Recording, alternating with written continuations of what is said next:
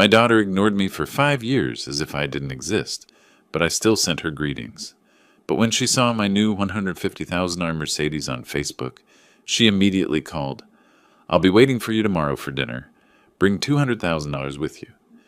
She was waiting for money, but I came with a surprise that would change our lives forever. Before we continue, please subscribe to the channel and write in the comments what time it is where you are now. The morning had settled into its usual rhythm. I sat in my home office, laptop screen glowing with investment portfolios. Modest gains, steady returns, nothing exciting. Outside my Philadelphia row house, the August heat was already building. I'd finished my coffee, answered a few emails, and was considering whether to water the small garden out back when my phone rang. Unknown number. I stared at it for 3 rings, thumb hovering over the decline button. Spam calls came daily now, but something made me answer. "Hello? This is Cora." The voice arrived like a winter draft, formal, flat, carrying no warmth whatsoever. "I'm having dinner tomorrow evening at 6. You should come." My chest tightened. 5 years. 5 years of silence, of birthday cards returned to sender, of text messages that never earned even a single word reply. And now this. My daughter's voice in my ear again, as if no time had passed, as if she hadn't cut me out of her life completely. "Cora," I managed to keep my voice steady, though my hand gripped the phone harder. It's good to hear from you. I didn't expect... Tomorrow at 6. She cut through my words like scissors through paper. "My address hasn't changed. Bring $200,000 with you." The number hit me like a physical blow. I sat up straighter, the portfolio spreadsheet forgotten. 200... What? "Cora, I don't understand. Why now? Why... It's not complicated." Her tone suggested I was being deliberately obtuse. "Tomorrow, 6 o'clock. Don't be late." The line went dead. I sat there, phone still pressed against my ear, listening to silence. Slowly, I lowered it to the desk. My hand was trembling. Not from my 67 years, but from the sheer audacity of what had just occurred. $200,000.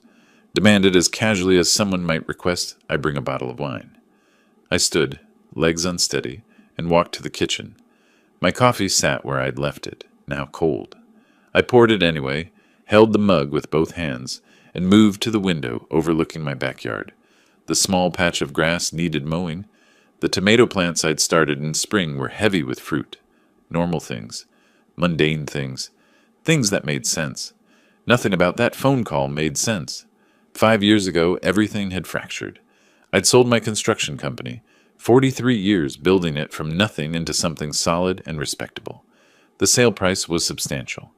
I'd been generous, I thought, given Cora and Stuart $300,000 outright, no strings attached, helped them buy their house, start their life together. It hadn't been enough. The memory surfaced unbidden. Stuart standing in my living room, arms crossed over his chest, that smug expression twisting his features. "You sold the company for over $2 million and gave us scraps," he'd said, his voice dripping with contempt. "We deserved half of that, at least." And Cora, my daughter, standing beside him, not defending me, not acknowledging the gift, the generosity, the years I'd spent building something to pass on. Instead, she'd looked at me with cold calculation and said, "Maybe if you'd been fair to your family, we wouldn't have to do this." Do this. As if I were the transgressor, as if expecting gratitude for a $300,000 gift made me some kind of villain. I'd tried to explain. The company sale included debts, obligations, retirement funds for employees who'd worked for me for decades. The $2 million wasn't $2 million in my pocket.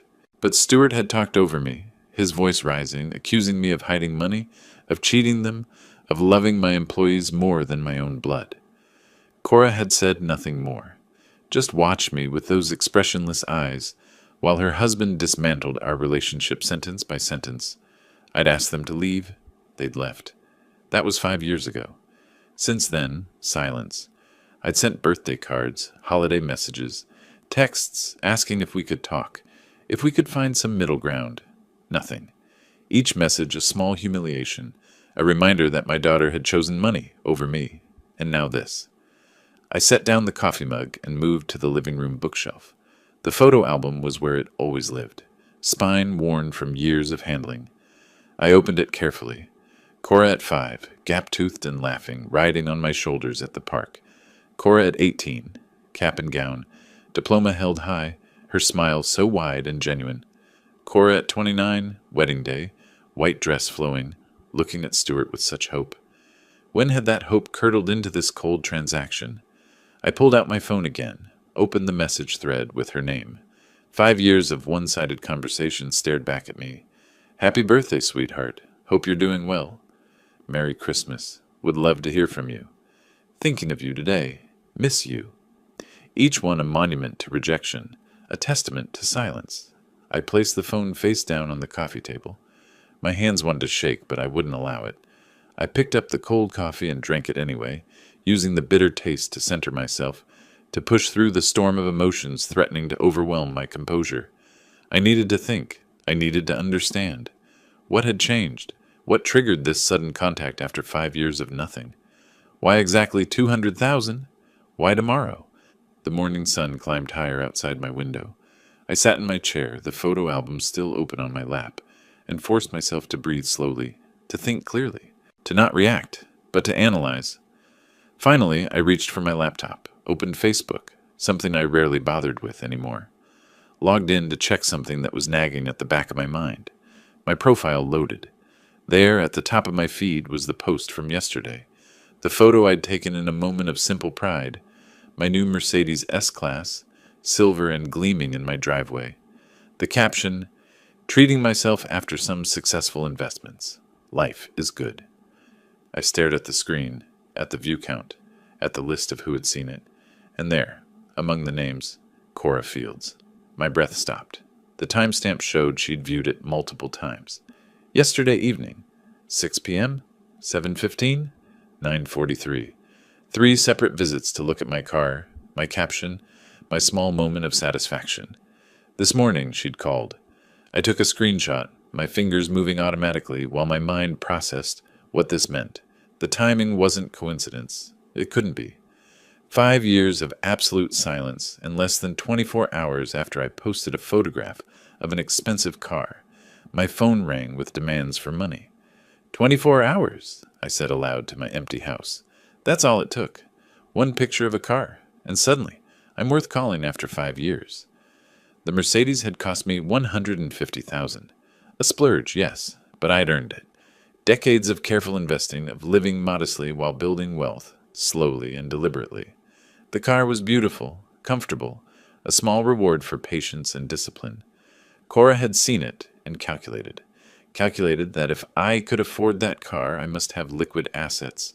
Calculated that I was weak enough, lonely enough, desperate enough for her contact that I'd comply with any demand.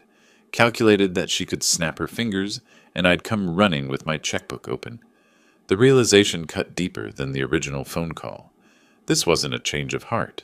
This wasn't regret or reconciliation or even basic human decency. This was predatory. She'd seen an opportunity and moved on it with the precision of someone circling wounded prey.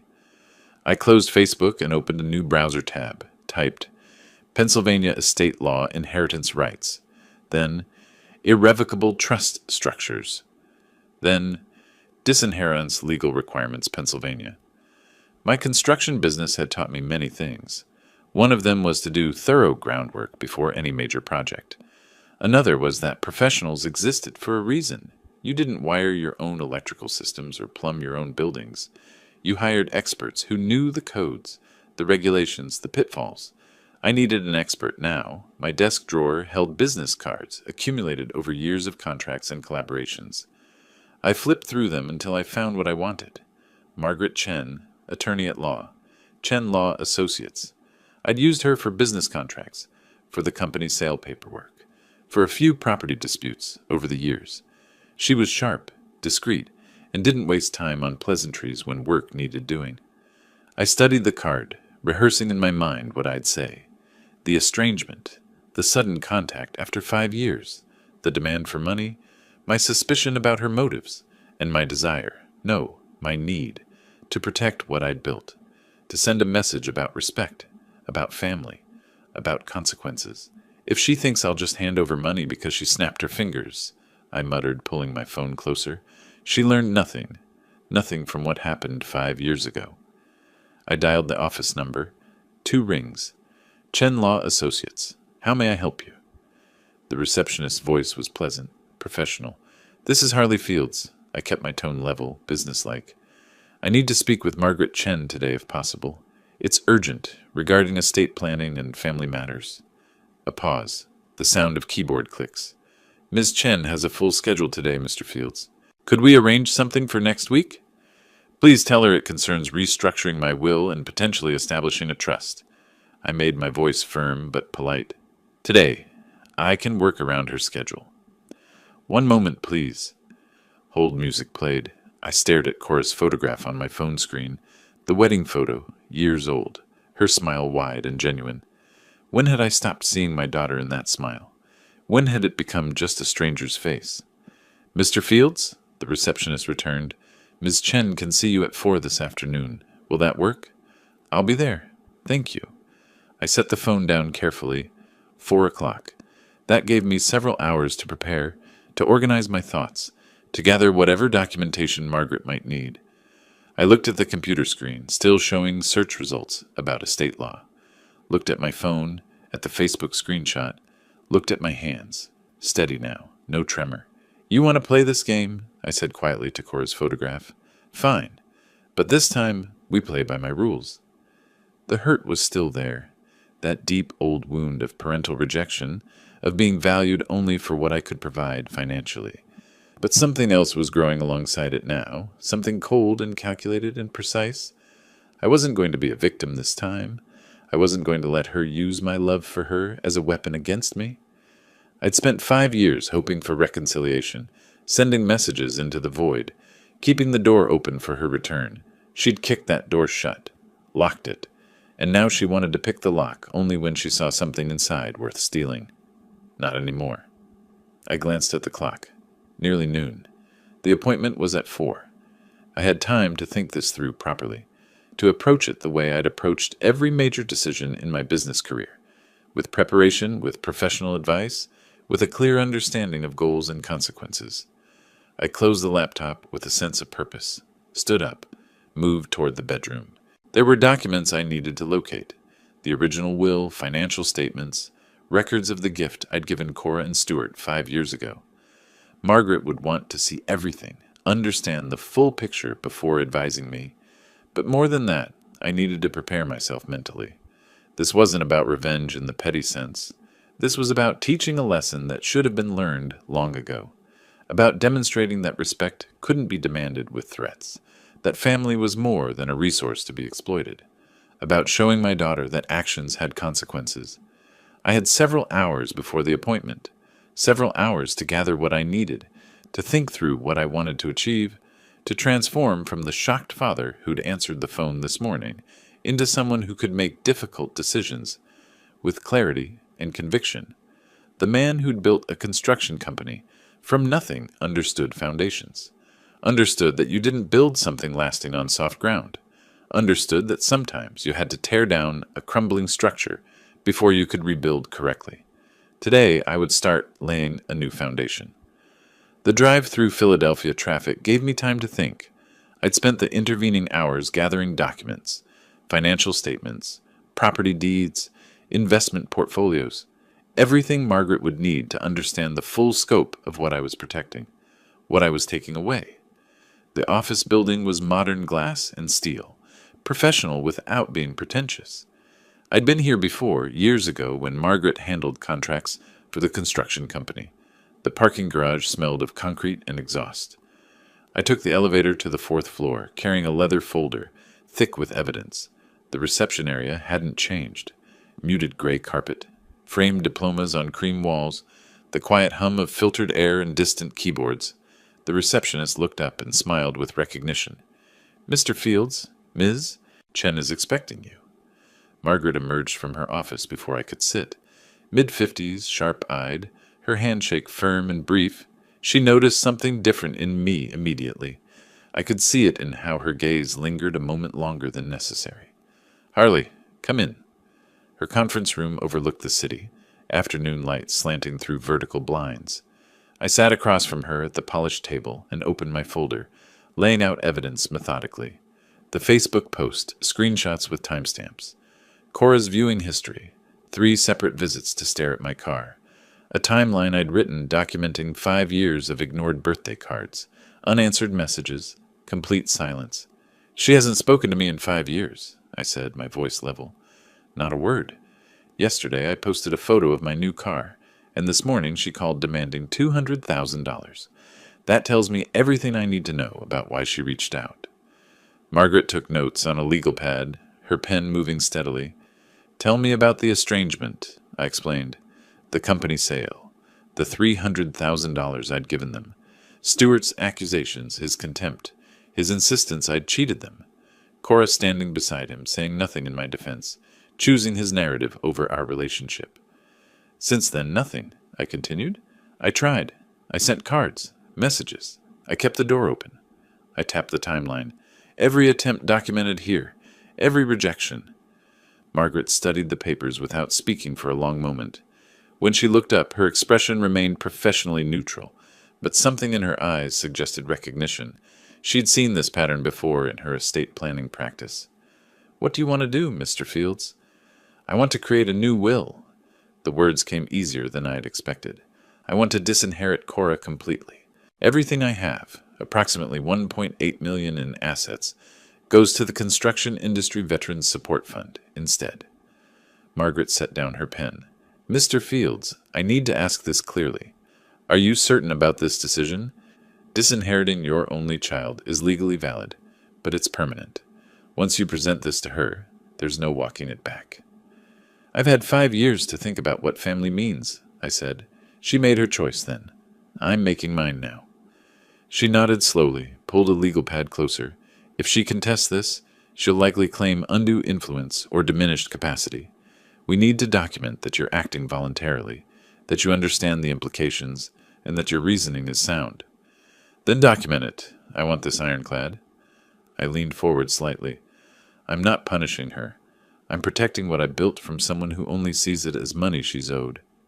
Margaret stood and walked to her bookshelf, returning with a thick Pennsylvania state law reference. She opened it to a marked section, turned it toward me.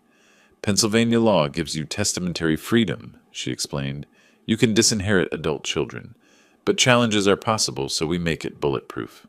Her finger traced down the page. We'll include a detailed recital of your reasons. The more specific we are about your relationship history and her conduct, the stronger the will becomes. And you're certain about the charitable beneficiary? The Construction Industry Veterans Fund. I didn't hesitate. Those people built their lives with their hands, just like I did. They deserve support more than someone who can't see past a dollar sign. She made notes. We'll also include a no contest clause. Anyone who challenges the will forfeits any potential inheritance. Not that there would be any for her, but it adds another layer of protection. For the next hour, we worked through details, specific language, asset inventory, witness requirements, notarization procedures.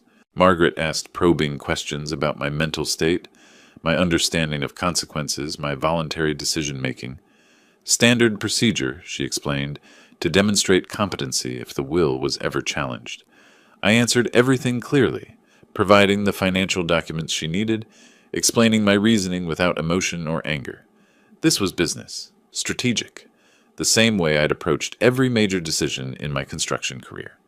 Finally, Margaret closed her legal pad. I'll draft this tonight and have it ready by 9 tomorrow morning.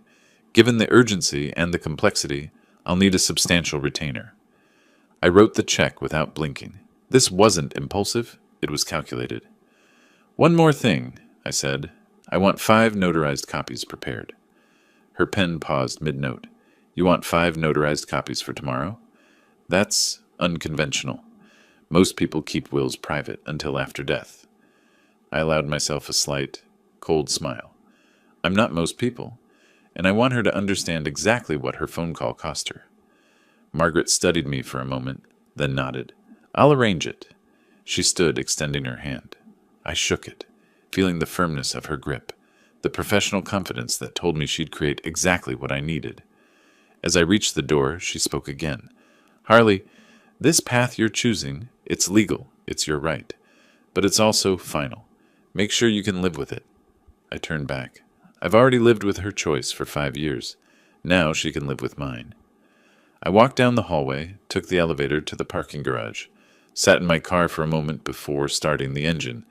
The weight of what I'd set in motion felt substantial, real in a way that the morning's anger hadn't been, but my resolve didn't waver.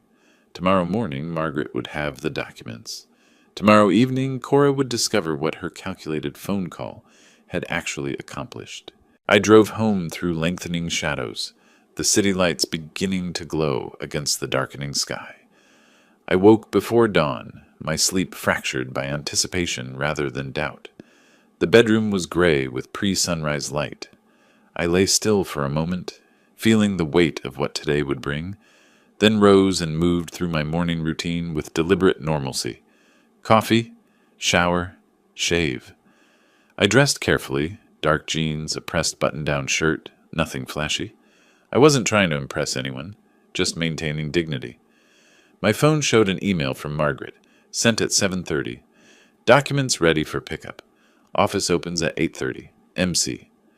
I drove through light morning traffic, retracing yesterday's route. The city was quieter at this hour, the streets not yet choked with commuters. Margaret's receptionist buzzed me in immediately.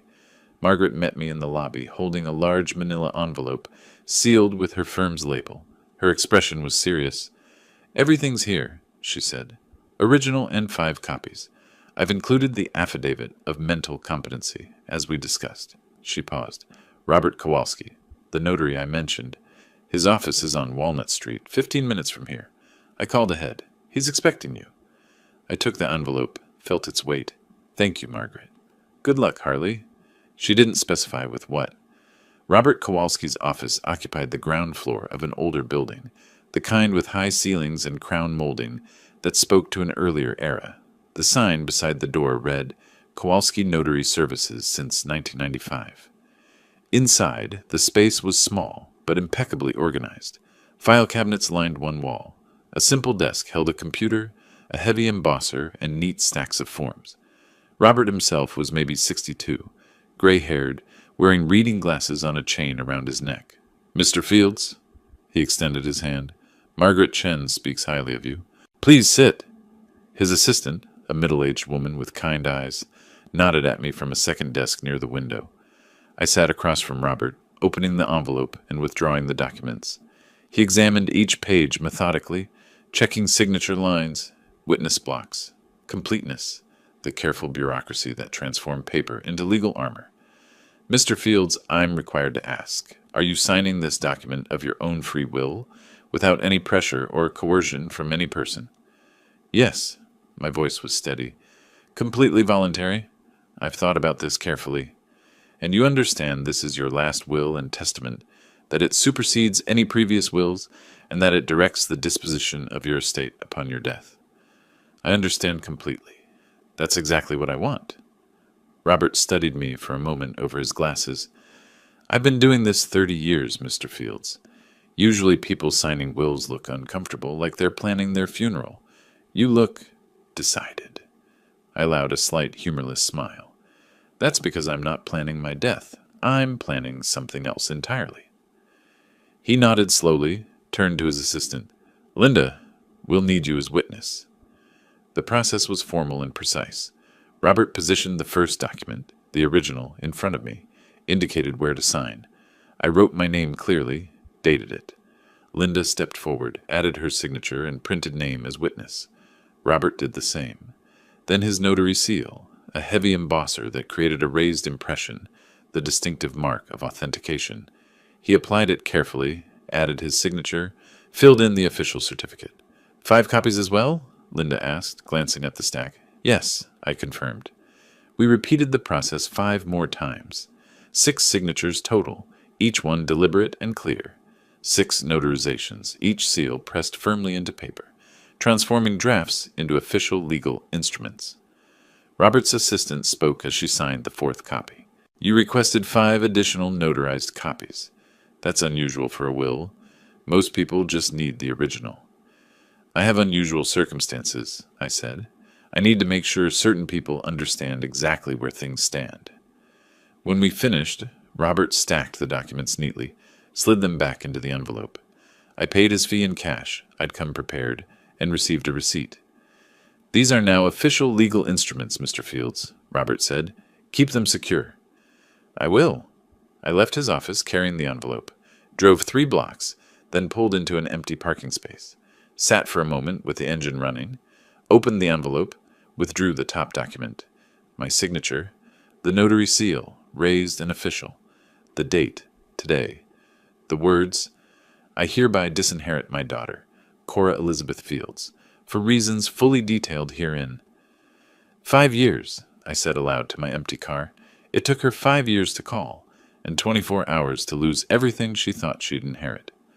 I closed the envelope, secured it in the leather portfolio I'd brought specifically for this purpose. Drove home through mid-morning traffic. The afternoon stretched ahead. Hours to wait before evening, before the dinner invitation she'd issued so casually, so confident I'd arrive with money in submission. I showered again, taking my time. Chose my clothes, the same dark jeans, a different shirt, this one blue. Casual, but not dismissive.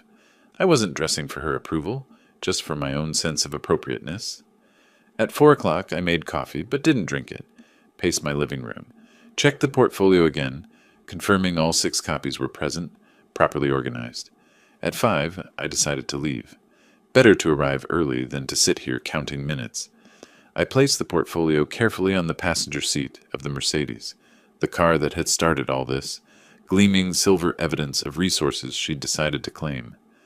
Walked to my front door, paused with my hand on the knob. My home. Modest, comfortable, paid for. My sanctuary for 5 years while she maintained her silence. I looked back at the living room, the bookshelf with its photo albums, the quiet order I'd built. Then I walked out, locked the door behind me, and got in my car. The drive to the suburbs took 40 minutes. Traffic was lighter heading out of the city. I navigated familiar roads, though I hadn't driven them in years.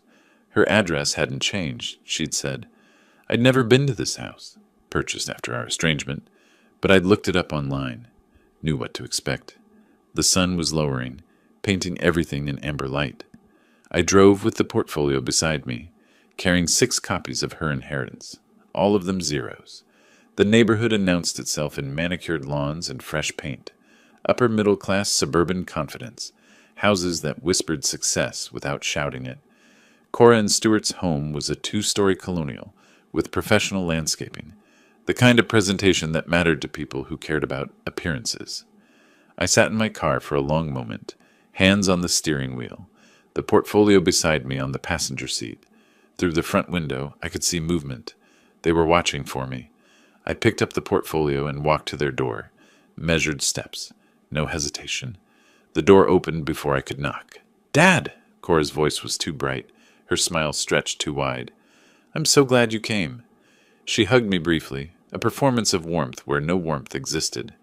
Stuart appeared behind her, extending his hand with practiced congeniality. "Harley, good to see you." Come in, come in."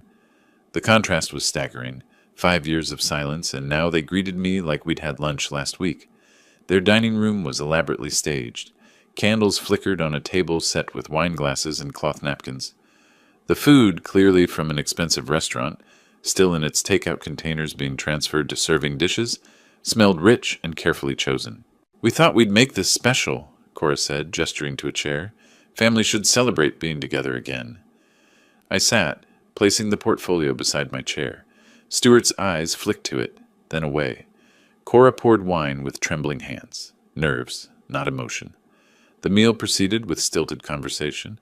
Cora asked about my health, my house, my investments, questions designed to inventory my resources without appearing mercenary. Stuart discussed market trends and business opportunities, establishing his expertise. I ate little, watched everything. They exchanged glances when they thought I wasn't looking. Silent communication, rehearsed coordination. After the main course, Stuart leaned back with calculated casualness. "Harley, I wanted to run something by you. There's an incredible investment opportunity that's come across my desk." His voice shifted into salesman mode, smooth and confident. Residential development in a growing market. The returns are projected at 18 to 22% annually. Really solid fundamentals. We need to move fast, though, he continued. The window closes this week. Early investors get the premium positions. Cora added her piece right on cue. Dad, Stuart's been working so hard on this. We finally have a chance to really build something. Her voice carried practiced emotion. I know you understand what it means to build a future. You did it with your company. I leaned back in my chair, arms crossed, letting them finish. Stuart laid out more details. Deliberately vague specifics, wrapped in financial jargon, meant to sound legitimate while saying nothing concrete. Cora nodded along, playing the supportive wife, the dutiful daughter who just wanted her father's help. When they finally paused, waiting for my response, I spoke quietly. I do understand building a future. I spent 43 years building mine. I met Stuart's eyes, then Cora's. I also understand what happens when people only see you as a means to an end. I reached down to the portfolio, opened it with deliberate slowness, withdrew 2 copies of the will, slid them across the table like dealing cards, one to Cora, one to Stuart. The documents landed between the candles and wine glasses with devastating finality. Stuart picked his up first. I watched his face transition. Confusion, comprehension, fury. He stood abruptly, his chair scraping loudly against the floor. What is this? His voice rose. A will? You brought your will to dinner? Cora read slower, her performance crumbling as understanding set in. Tears started before she finished the first page, but I'd seen enough angry tears in my life to recognize them. She wasn't heartbroken. She was furious at being denied. You asked for $200,000 after 5 years of not speaking to me, I said, my voice calm and factual. I thought you should know where you stand. You're not in this document. Neither of you. Everything goes to the Construction Industry Veterans Support Fund. How can you do this? Cora's voice shook with rage, disguised as grief. I'm your daughter, your only child. You were my daughter. I kept my tone steady, controlled. Then you chose to become a stranger who only calls when she wants money. This is what that choice costs. Stuart slammed the document on the table. You can't do this. We'll fight this. You're not in your right mind. We'll prove it. I stood, preparing to leave. I'm perfectly sound. Ask the notary, the attorney, the witnesses. This document is legal, filed, and final.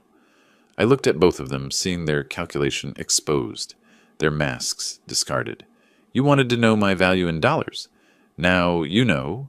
To you, I was worth a phone call. To me, my legacy is worth more than that. I walked toward the door.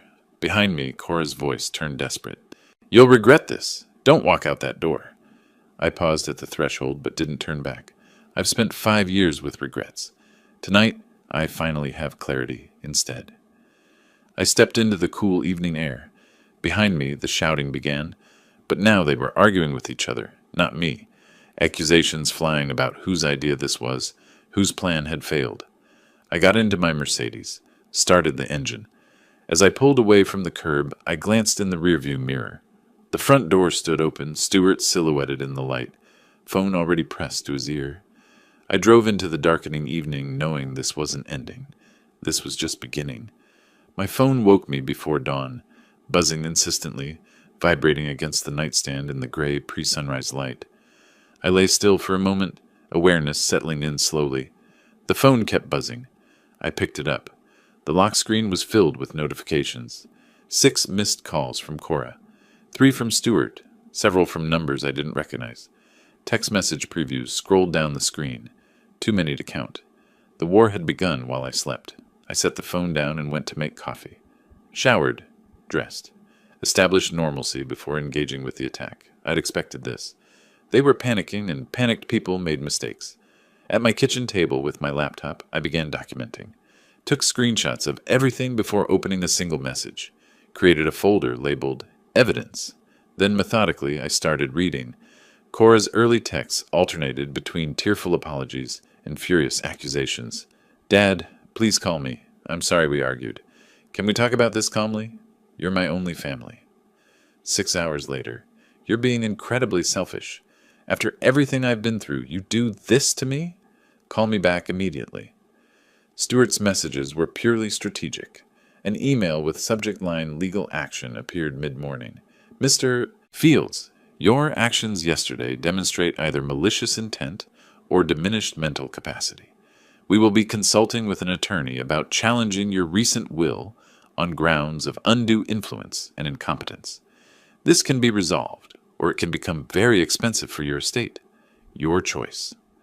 I copied each message into a document, noted date, time, sender, categorized them: threat, manipulation, guilt trip, legal intimidation. The construction business had taught me that documentation protected you when people turned hostile.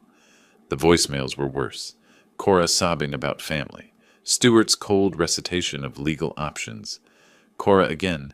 How can you do this to your own daughter? I made mistakes, but 5 years? You're going to punish me forever?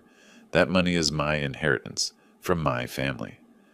I saved every recording to my computer. Created a spreadsheet tracking every contact attempt. Date, time, method, sender, message type, content summary. The second day brought more of the same. The third morning brought Cora herself. I was at my kitchen window with coffee when her car pulled aggressively into my driveway. She got out, slammed the door, and stood on my front lawn. "Harley!" she shouted. "I know you're in there. You can't hide from this." I moved to my front window where I could observe while staying uninvolved, pulled out my phone and started recording video. Pennsylvania law allowed recording on your own property for security purposes. I was building a case if I needed one. Cora alternated between crying and yelling. "You're being cruel, vindictive. Everyone needs to know what kind of father does this." Neighbors were noticing. Curtains moved in nearby windows. Then Danny Morrison emerged from his house 2 doors down. Early 70s retired police officer, steady as bedrock. He walked toward Cora with the measured confidence of someone who'd spent decades handling public disturbances. "Miss, I'm going to ask you to leave." His voice was calm but carried authority. "This is disturbing the peace. Mr. Fields is within his rights to not engage with you. If you don't leave voluntarily, I'll need to make a phone call." He tapped his phone meaningfully. Cora turned on him. "You don't understand what he's doing. I understand you're on someone else's property. Shouting." Danny's tone didn't change. "That's enough. Time to go." She got back in her car, but not before a final shout toward my window. "This isn't over. He'll regret this. We'll see what a judge thinks." She drove away, tires squealing slightly. Danny waited until she was gone, then walked to my door. I opened it before he knocked. "You all right, Harley?" His weathered face showed concern. "That was quite a show. Want me to file a report?" "I'm fine, Danny. I've documented everything." I gestured to my phone. "If they escalate further, I might need you as a witness, if you're willing." 30 years on the force. I know how family disputes get ugly." He nodded slowly. "You've got my number. That video you took, keep that safe. Might need it." After he left, I saved the video file to my evidence folder, made a note about Danny's availability as a witness, sent him a brief thank you text, establishing written record of the incident. That evening, I composed an email to Margaret Chen. Subject line: anticipated legal challenge. I attached everything: message screenshots, voicemail transcripts, the video of Cora's scene, my timeline spreadsheet, staying one step ahead. I closed my laptop as evening settled in. For the first time in 3 days, my phone was quiet. No calls, no texts. The silence felt ominous rather than peaceful. Then a notification appeared. One new email from an unknown sender. Subject line: R.E. Fields Estate Matter. Legal representation. I stared at it, thumb hovering over the screen. This was their formal response. The harassment phase was over. The legal war was beginning. 2 days of quiet had passed. I sat in my home office reviewing investment statements, trying to maintain some semblance of routine. When my phone rang and Margaret's name appeared, I knew immediately. "Harley, I received formal notice this morning." Her voice was serious but measured. "Stuart retained Nathan Berkowitz. He's aggressive but predictable. They're filing to contest the will on grounds of diminished capacity and emotional duress. We need to move fast." I felt relief more than anxiety. The ambiguity was over. The fight was now formal, with rules and procedures. "I expected this," I said. "What do we need to do?" "Medical evaluation, psychological assessment, anything that proves you were and are of sound mind. The stronger the documentation, the faster we can shut this down. Can you see your doctor today?" I'll make it happen. What else? I'll prepare our defensive package. But Harley, they'll argue the timing proves this was rash, emotionally driven. We need to show deliberation, careful thought, professional consultation. I called Dr. Stevens' office the moment we hung up, explained the situation briefly. His nurse found an opening that afternoon. The examination was comprehensive. Cognitive function tests, memory, reasoning, processing speed, blood work to rule out medical issues affecting judgment. Dr. Stevens was thorough, methodical, checking everything. Harley, your cognitive function is excellent, he said, reviewing the results. Memory, reasoning, judgment, all within normal range for your age, actually better than average. Blood pressure's good, no signs of neurological issues. You're healthier than most 67-year-olds I see. I need that in writing, Doc, detailed. Someone's trying to claim I'm not competent to make my own decisions. He looked up, understanding immediately. Family dispute over money? Something like that. I'll have a comprehensive report ready by tomorrow. 15 years I've treated you, Harley. You're one of the most clear-headed patients I have. The next day brought the psychological evaluation. Dr. Patricia Huang's office was quiet, professional. She specialized in elder competency assessments, Margaret had said. 2 hours of testing, mental status examination, decision-making scenarios, emotional state evaluation. Walk me through how you made the decision to change your will, she said, pen poised over her notepad. What was your thought process? I laid it out clearly, organized. My daughter didn't contact me for 5 years. Then she called demanding $200,000 the day after seeing a photo of my car online. That showed me she only valued me as a source of money. I consulted my attorney, considered my options for 24 hours, and decided my assets would do more good supporting veterans than enabling someone who sees relationships as transactions. That's a very coherent, logical progression. She made notes. Do you feel you were pressured into this decision by anyone? The opposite. I was pressured to give money. I chose not to. She asked more questions, probing for signs of coercion, depression, impaired judgment. Found none? By the end, she seemed satisfied. Mr. Fields, you demonstrate full mental capacity and sound decision-making. I'll provide a detailed report confirming that. Margaret reviewed both reports in her office, satisfaction visible on her face. This is solid. 2 independent medical professionals, both stating you're fully competent, combined with the timeline showing deliberation, the consultation with me, the notary process. Their case is weak, but expect them to fight dirty. They already are, I said. The gossip campaign started 2 days ago. Her eyes sharpened. What gossip? I explained. Tom Chen, a former business associate, had called yesterday. Ran into Stewart at a restaurant. Stewart seemed genuinely worried, Tom said. Mentioned I was having difficulties, memory problems, emotional issues. Document everything, Margaret said firmly. If it crosses into defamation, that's another tool we can use. I spent that evening making calls, not defending myself emotionally, just sharing facts. When Tom expressed concern, I was direct. Tom, I appreciate it. I've just completed full medical and psychological evaluations. I'm happy to send you copies if you want to see for yourself. Stewart is trying to contest my will because he didn't like what's in it. The doctor visits are part of protecting my right to make my own choices. Silence. Then, I appreciate your honesty, Harley. Stewart made it sound different. I imagine he did. By evening, I'd reached 4 people who'd heard versions of Stewart's story. Each conversation was similar, calm facts countering emotional manipulation. I documented every call, saved every voicemail Stewart and Cora had left, built the evidence file larger. Margaret and I sat in her office, documents spread across the conference table, medical reports, legal briefs, the evidence folder from the harassment days. She leaned back, studying the array of documentation. We're well defended now, she said, but they'll keep pushing. What's your next move? I was quiet for a moment, thinking. Then I said something that made her look up sharply. What if I remove what they're fighting over? Not from the will. Make it disappear before I'm even gone. Margaret leaned forward, interested. Explain. If they're contesting my will, they're fighting over my estate after I die. But what if significant portions of my estate aren't there anymore? What if I transfer assets now during my lifetime to the charity? Her expression shifted to calculation. An irrevocable trust. Exactly. She paused, considering. That's aggressive. Once you do that, those assets are gone. You can't change your mind. I won't change my mind. She pulled her laptop closer. Let me draft something. Come back in 2 days. We'll make this happen. I spent those 2 days reviewing my finances. Account statements, investment portfolios, property valuations, calculated what I could afford to transfer while maintaining comfortable retirement.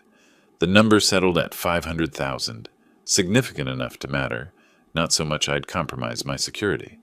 When I arrived at Margaret's office, coffee was already waiting. She'd prepared too. An irrevocable charitable trust removes assets from your estate immediately, she explained, pulling up documents on her laptop. They're gone. Not in your will, not contestable. Cora and Stuart can fight over the will all they want, but they can't touch what's already transferred. What about my living expenses? I asked. I don't want to put myself in a position where I need their help. You'll retain approximately $1.3 million in assets. Your house, your car, remaining investments. More than enough for comfortable retirement. The $500,000 represents about 27% of your total estate. Significant enough to matter, not so much you're compromising your security. I studied the trust documents she'd prepared, pages of legal language, but the core was clear. Irrevocable transfer to the Construction Industry Veterans Support Fund. Once signed, permanent. And once I sign this, it's permanent? I needed to hear it clearly. No one can challenge it, claim I was incompetent, force it back into the estate? Margaret's response was firm, confident. Irrevocable means irrevocable. We have your medical evaluations, witness testimony, documentation of your deliberative process. This trust is as bulletproof as we can make any legal document. I looked at the papers, thinking about what this meant. $500,000 gone from any future fight, transformed from contested inheritance into immediate charitable benefit. Then let's do it, I said. They want to fight over my money? Let's give them less to fight over. The signing process was meticulous. Same witnesses as the will, same careful notarization. Margaret walked me through each section. Grantor provisions, beneficiary designations, irrevocability clauses. I paused before each signature, rereading the critical passages, making it clear, documented, that I understood exactly what I was doing. When the signatures were complete, I pulled out my phone. Mark? My investment broker answered on the second ring. I need to execute a transfer. $500,000 in securities from my primary investment account to a new trust account. Margaret Chen will provide the account details. That's a significant transfer, Mr. Fields. His voice carried surprise. This is for a charitable trust? That's right. The Construction Industry Veterans Support Fund. People who built things deserve support. I'll process it today. You'll have confirmation by close of business. Margaret watched me pocket my phone. You mentioned wanting to make a public statement. I'd advise caution. Anything you say can be used in litigation. I understand. But right now, Stuart and Cora are controlling the narrative. People are hearing that I'm incompetent or cruel. I want my version out there. Not emotional, not attacking, just clear about my right to make my own choices. Keep it brief, factual. Don't name them. Don't defend specific decisions. Just assert your autonomy and competence, and run it by me before you post. That evening I sat at my computer, composing carefully, wrote several drafts, removed anything that sounded bitter or vindictive, kept only the dignified core. Finally, I sent it to Margaret. How's this? Families are built on respect and love, not financial obligation. After much thought and consultation with legal and medical professionals, I've made decisions about my legacy that reflect my values. I hope everyone can respect that we all have the right to choose how our lives' work benefits the world. Her response came quickly. That's good? Dignified. Doesn't give them ammunition. The reference to legal and medical professionals subtly establishes your competence without being defensive. Post it. I clicked publish and watched. Within minutes, comments began appearing. Danny Morrison. Well said, Harley. A man's entitled to his decisions. Respect. A former construction colleague. Harley, you built one of the most solid companies in Philadelphia with integrity. Whatever you decide about your legacy will have that same integrity. Don't let anyone tell you different. More comments accumulated. Support from people I'd worked with, done business with, lived near for years. The narrative was shifting. I wasn't the confused old man Stuart described. I was someone making clear, autonomous choices. I read through the responses, feeling validation I hadn't experienced in years. My community saw me clearly. Then a new notification, a private message request from an unknown name. I clicked it open. The message was brief, urgent. You should know what they're planning. Can we talk? This has gone too far. The profile showed a woman's name I didn't recognize. No mutual friends, no profile picture beyond a generic avatar. I stared at the message, finger hovering over the reply button. Was this genuine concern or another manipulation tactic? Stuart and Cora trying a different angle. The cursor blinked in the reply field, waiting for my decision. 3 days passed. I'd ignored the mysterious Facebook message, likely another manipulation attempt, I decided. Then my phone rang. Cora's name appeared on the screen. Dad? Her voice was subdued, nothing like the angry demands of previous calls. I know you probably don't want to hear from me, but Stuart and I have been doing a lot of thinking. We handled everything wrong. Could we meet? Just to talk? Not about money, about us. I felt immediate skepticism. After everything, this sudden shift felt calculated. Where? I asked. Anywhere you want. Your choice. There's a coffee shop on Market Street, Thursday afternoon, 2 o'clock. We'll be there. Thank you, Dad. Really? I spent the next 2 days preparing, checked that my phone's voice recorder worked properly. Pennsylvania was a one-party consent state. I could legally record any conversation I participated in. Rehearsed questions mentally, ways to guide dialogue, techniques to encourage honesty. Thursday arrived. I drove downtown and entered the busy coffee shop early, choosing a corner table with my back to the wall. Activated the recording app and placed my phone face down on the table before they arrived. Stuart and Cora entered together. No expensive clothes today, casual, subdued. Cora's eyes looked red, as if she'd been crying. They sat across from me, both wearing expressions of remorse. Dad, I know we handled everything wrong. Cora's voice trembled slightly. The things I said, the way I've been talking to a counselor, and I realize I let Stuart's stress about money affect how I treated you. That was wrong. Stuart leaned forward, seemingly earnest. Mr. Fields, Harley, I owe you an apology too. I pushed Cora to ask for money when we should have just asked to reconnect. Financial pressure made me lose perspective on what's actually important. I nodded slowly, maintaining calm body language. I appreciate you saying that. These past weeks have been difficult. I've had time to think, too. So have we. Cora reached across the table, not quite touching my hand. We don't care about the will or the money. We just want you back in our lives. That's what matters. I let silence hang for a moment, and then spoke carefully. I've been reconsidering some of my decisions, wondering if I acted too hastily, too emotionally. There might be room for adjustments. Stuart's eyes sharpened. Adjustments? Like to the will or the trust? So they knew about the trust. They'd been investigating.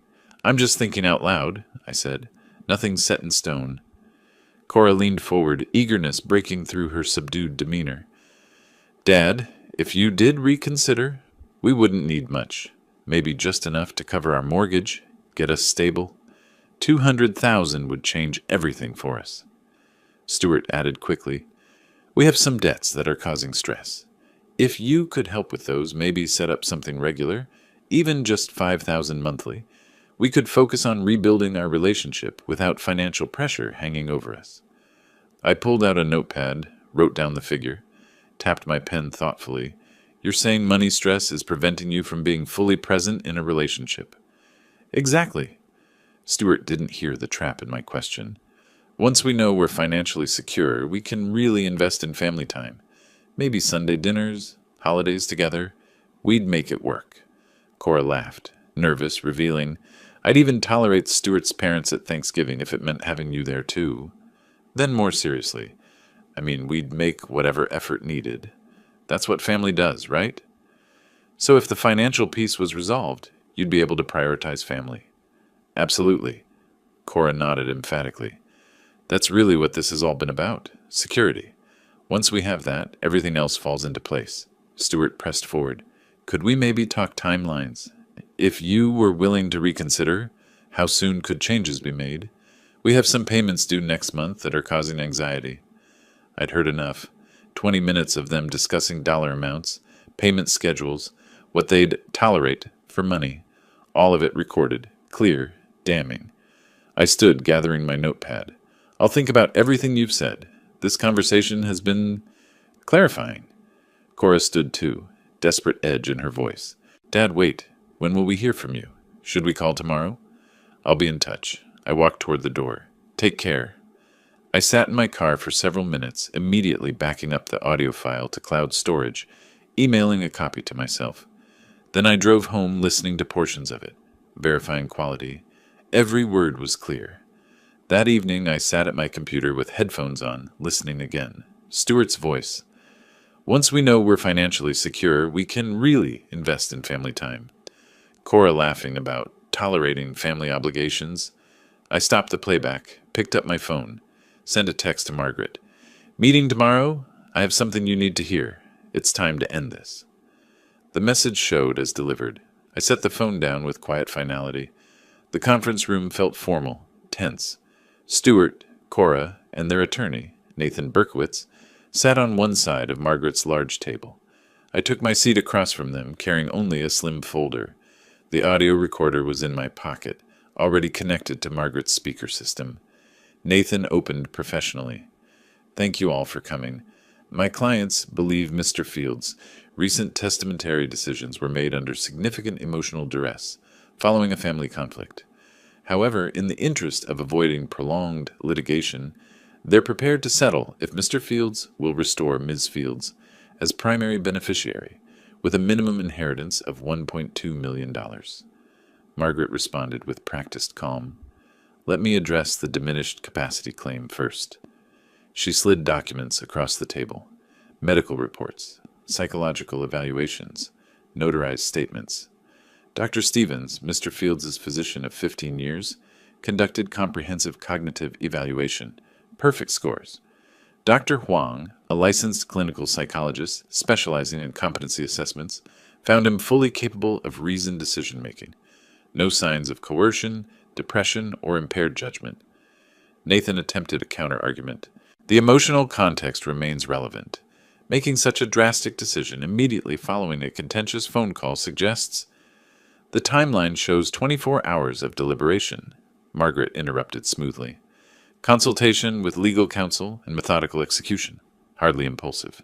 Furthermore, she paused for effect. 3 days ago, Mr. Fields established an irrevocable charitable trust, transferring $500,000 in liquid assets. Those funds are no longer part of his estate. They cannot be contested, challenged, or recovered. Stewart's face went white. You did what? When? I spoke for the first time. After your attorney filed his challenge, I decided if you were going to fight over my estate, I'd make the estate smaller. Cora turned to Nathan, desperate. Can he do that? Can't we stop it? Nathan's professional mask showed cracks. An irrevocable trust, properly executed, is beyond challenge. The assets are gone. Margaret delivered the final blow. There's one more thing. She connected the audio device to her speaker system. Mr. Fields met with your clients 2 days ago. Pennsylvania is a one-party consent state for recording. I think you should hear this conversation. She pressed play. Stewart's recorded voice filled the room. Once we know we're financially secure, we can really invest in family time. Maybe Sunday dinners, holidays together. Cora's laugh. I'd even tolerate Stewart's parents at Thanksgiving. We'd make whatever effort needed. Stewart again. Could we talk timelines? If you were willing to reconsider, how soon could changes be made? I watched Nathan's face, saw recognition, understanding, the professional calculation that this case was lost. The recording ended. Nathan conferred quietly with Stewart and Cora. Their whispered argument was sharp, bitter. Finally, Nathan spoke formally. After reviewing the comprehensive evidence, my clients have decided to withdraw their challenge. We acknowledge Mr. Fields acted within his legal rights with full mental capacity. Stuart hissed at Cora, loud enough for me to hear. You and your tolerating comment. You couldn't just stick to the script. Cora's face crumpled. She looked at me, tears streaming. Daddy, please. This isn't how it should end. I stood slowly, looked at her for a long moment. 5 years ago, you chose money over me. You stopped calling, stopped visiting, cut me completely out of your life until you saw a photo of an expensive car. Then suddenly I was worth contacting, but only with a demand for $200,000. That showed me exactly what I meant to you. I paused, making sure she heard every word. Now you know what that choice costs. I turned toward the door. You'll both be fine. You have each other, jobs, health. You just don't have my money. Live with the choices you made. I walked out, didn't slam the door, just walked away. Behind me, Margaret's voice. Nathan, I'll send over formal withdrawal documents for your signatures. This matter is concluded. I drove home through afternoon traffic. The city looked different somehow, sharper, clearer. I'd spent 5 years hoping for reconciliation, keeping doors open, waiting for my daughter to remember I was more than a bank account. That wait was over. At home, I made coffee and sat in my living room. The photo album was still on the bookshelf. I didn't open it. Those memories belonged to a different relationship, a different daughter. The woman in that conference room wasn't someone I recognized anymore. My phone buzzed. Danny Morrison. Heard through the grapevine things got resolved. Hope you're doing okay. I texted back. I'm fine. Thanks for everything. Another message, this time from Margaret. Well done. You protected what matters. Call if you need anything. I set the phone down and looked around my house. Modest, comfortable, mine. The Mercedes was in the driveway. My investments were secure. $500,000 was already supporting veterans who'd built things with their hands, just like I had. Cora and Stuart would tell their version of this story, I knew. Paint me as cruel, vindictive, a father who chose money over family. But I had the recordings, the documentation, the evidence that showed who chose what. I'd spent 43 years building a construction company. Building required solid foundations, required knowing when structures were compromised beyond repair, required the wisdom to walk away from projects that would only collapse and take you down with them. This was simply another kind of construction, building boundaries, protecting what I'd created, ensuring my legacy went to people who valued effort and integrity. The sun was setting, painting my living room in amber light. I sat in my chair, coffee growing cold, and felt something I hadn't felt in 5 years. Peace, not happiness. There was sadness in this ending, genuine grief for the relationship that could have been, but peace. The clarity of knowing I'd done what needed doing, protected my autonomy, set consequences for behavior that demanded consequences. Tomorrow, I'd call the Veterans Fund, see how they planned to use the trust. Maybe visit some of the programs they ran. Connect with people who understood that building something meaningful required more than entitlement and calculation. Tonight, I just sat in the quiet of my home, free from manipulation, free from false hope, free from waiting for someone who only saw me as a resource to exploit. The legal war was over. I'd won. But more importantly, I'd protected what I'd spent a lifetime building, not just money, but dignity, autonomy, and the right to choose who benefited from my life's work. That was victory enough. If you like this story, please like this video, subscribe to the channel, and share your impressions of this story in the comments. To listen to the next story, click on the box on the left. Thank you for watching,